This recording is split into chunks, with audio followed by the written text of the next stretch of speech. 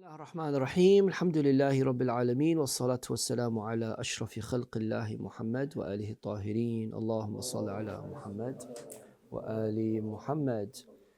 So we've spoken about Allah subhanahu wa ta'ala's ilm, we've spoken about his qudra, and we know that Allah is Hayy, he is alive. Now this life that God has, there are different explanations to it, as simple as this may be, that God is alive, but what kind, in what sense? You have the Mu'tazila view and you have the Ash'ari view. Now, again, when we're making that comparison between what the Ash'ari say and what the Mu'tazila say and what the Imamis say, you know, it's because there were so many theological groups developing at that time. Each group was trying to brand their new sect, and they did so by always having to come up with different scenarios or different arguments or different explanations, etc., etc. Because at the end, the more you oppose to the mainstream, the more popularity and fame you are going to get. They say in Arabic, khalif tu'raf, oppose and you will become known. If Sheikh Zaid is saying something that all millions of other people have already said before, then no one's going to, tag what he says and comment on what he says and whatnot. Something that we've already heard before, and so, let's carry on with our lives. But then you have someone else who, pushes buttons, right? Who stirs the pot, who rocks the boat. Did you say cradle? Think about Haydar, huh? Rocking the... That kind of person, of course, they're going to, get people, because they're using the right baits, clickbait, they're using the right baits, so they're going to get the big flat head, right? They're going to get the big fish, they're going to get attention, that's what they want. They're going to get followers, they're going to get fame, that's what they want, right? Maybe it might not have been the initial objective or niyyah or intention that they wanted, but it comes along with the package. And so that when they realize that, wow, this is feeding into my ego, this is really getting me what it is that I need. I have now a platform, I have people listening to me. And then they start going through all these things and say, okay, well, where can I, go against mainstream? Where can I oppose? Where can I, push a few more buttons, etc., etc. This is, of course, a trait of not only a narcissist person or attention seeker, but also someone who is very prone to fitna making as well. And unfortunately, with social media, this has become even easier, because everyone out there is able to get that attention, to get those likes, to get those subscribers, to get those followers. Why are we saying this? We're saying this because sometimes you'll see from among the Ash'ari, among the Mu'tazila, that they're just saying something for argument's sake. They're not saying for arguing, not for argument's sake, just for the sake of arguing, not because it's something really necessary or important. What do they refer to when it comes to Fakhruddin al-Razi? So we've mentioned his name here before. Fakhruddin al-Razi, a famous Sunni theologian, they referred to him as Imam al-Mushakkikin, the Imam of doubters, because there's not one thing that someone would say without him somehow, for whatever reason, objecting or opposing or criticizing. even when it comes to something like Allah subhanahu wa ta'ala being alive, you know, there are different views as far as that is concerned. Start reading, Nisar, please. He said, third, the Most High is living, because he is powerful and knowing, hence of necessity he is living. By necessity, yes. Hence, by necessity, he is living because he is powerful and he is all-knowing. How could you be all-knowing if you are not alive? If you are dead, makes absolutely no sense.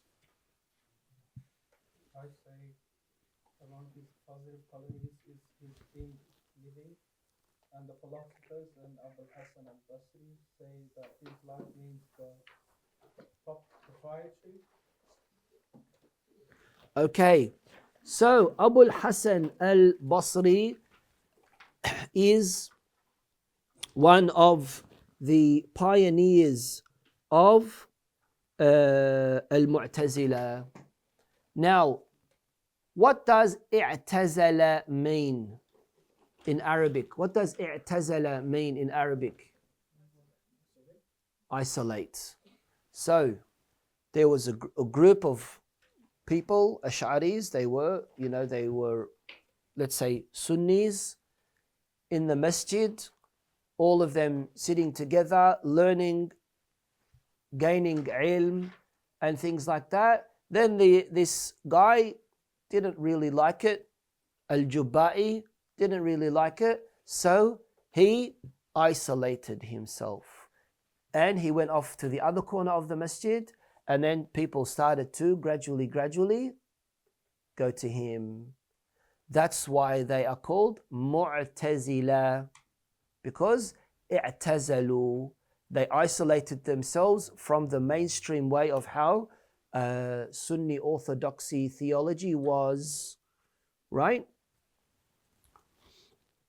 And Abu Hasan al-Basri is of that sort.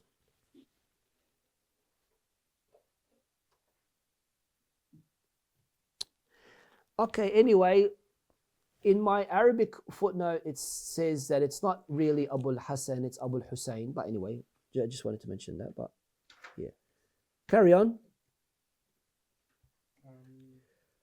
I say among his positive qualities is God is alive. Among the Sifat Thubutiyya, we've explained Sifat Thubutiyya a few times now, so we don't need to explain it again, is that he is alive.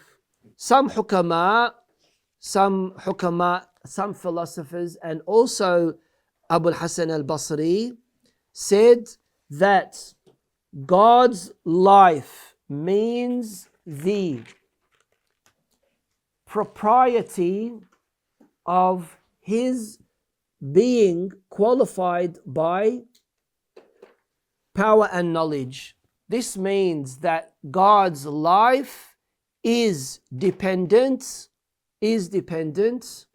or is a result of attributing God as being knowing and powerful. So the obvious necessary result of describing God of being knowing and being powerful is that he is alive, because you can't know and be dead. You can't have power over something and be dead. Makes absolutely no sense. That's what the philosophers and the Mu'tazila said. Then we have the Asha'ira, and the Asha'ira say, no, his knowledge is not a result of or a obvious outcome of God's knowledge.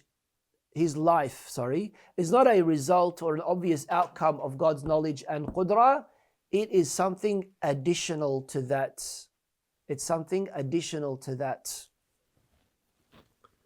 What does it say? And the Ash'aris say, that life is a quality in excess,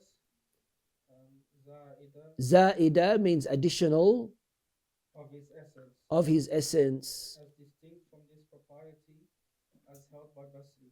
Okay, so this means that the Asha'ira are saying that al-hayat is amrun za'id. It's something additional to the that, to the essence of Allah subhanahu wa ta'ala.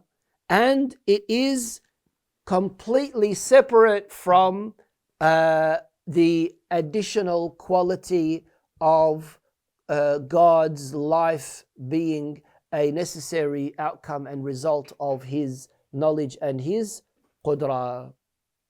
Of course, this means that, it's not essentially a part of God's.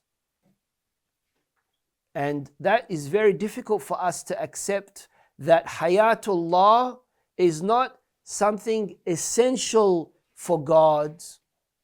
It could even lead to us saying that it's not really necessary for God to be alive, for him to have qudra and for him to have ilm. And that's what the Asha'ira say. So what do you think we would say? The Imamis, what would the Imamis say? Would we be more inclined to what the Hukama and the Mu'tazila say, or what the Asha'ira say?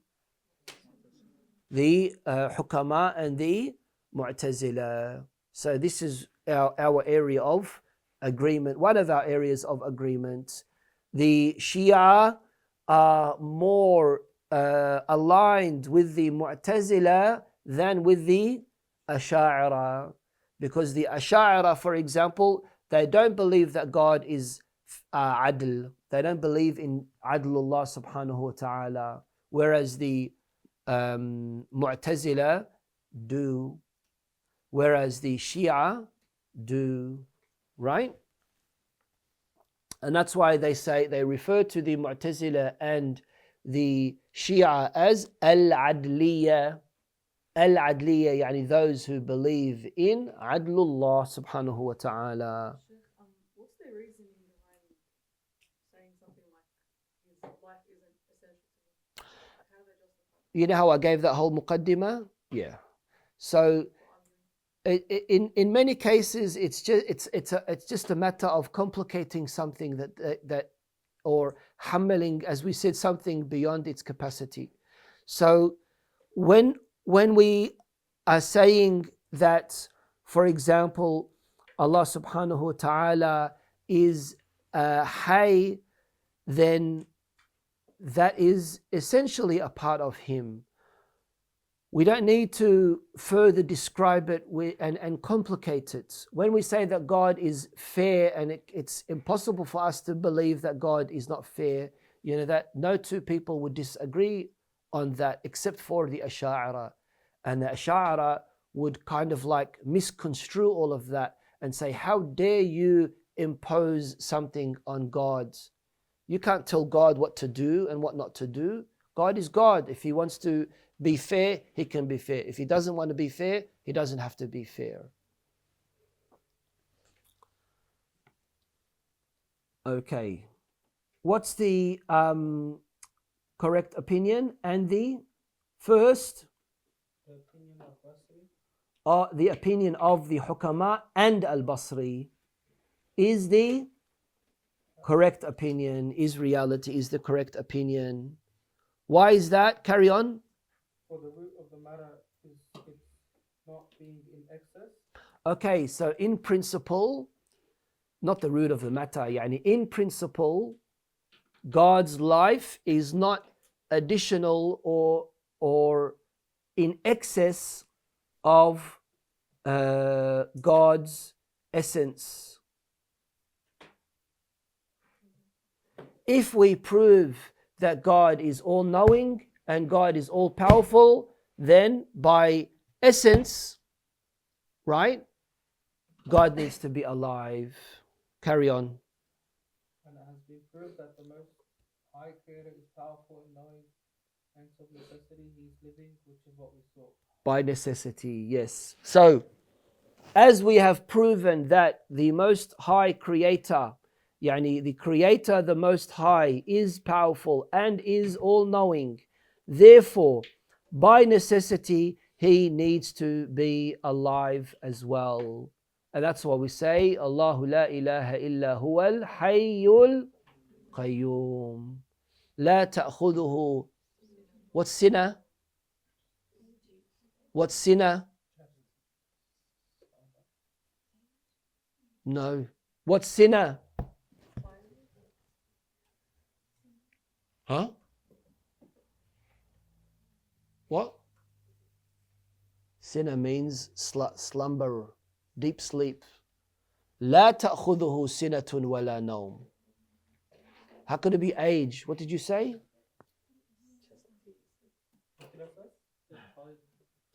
Tired. Chastity.